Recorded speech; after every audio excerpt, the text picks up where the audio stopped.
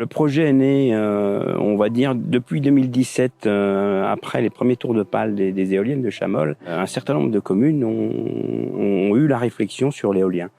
Et on a eu pas mal de démarchages. Et en fait, on a choisi de faire un projet avec 2-3 communes.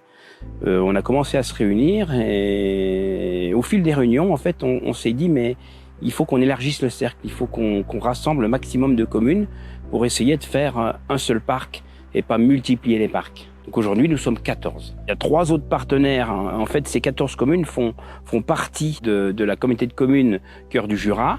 Et il y a 2 SEM qui nous accompagnent sur ce projet.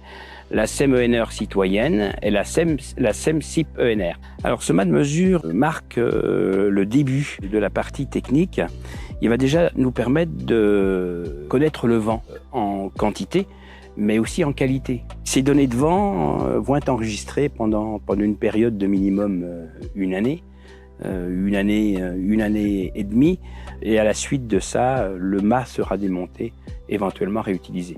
Alors là, le mât de mesure, c'est un mât qui fait une centaine de mètres de haut, 103 mètres je crois, qui est tenu par des haubans dans trois directions. Il n'y a aucun ciment pour tenir les ancrages. Ils sont mis en profondeur, recouverts de cailloux, de terre.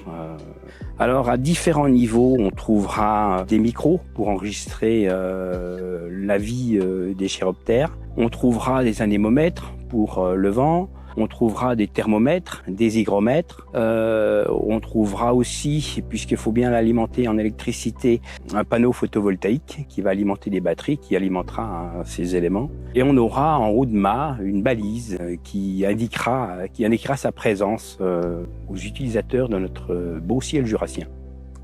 La zone d'implantation du mât a été choisie assez proche d'une voie forestière, une forêt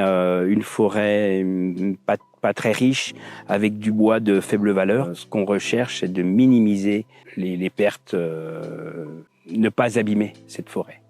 Toutes les dépenses qui sont engagées sont prises en charge par les 2 SEM, la SEM SIP ENR et la SEM énergie renouvelable. C'est ce qui permet aux 14 communes de mener ce projet. Sans la SEM, sans les SEM, il n'y aurait pas ce projet. Les communes ne pourraient pas mener ce projet de cette façon-là. On serait obligé de faire comme beaucoup d'autres communes, de prendre un développeur. Et c'est pas ce que nous souhaitions.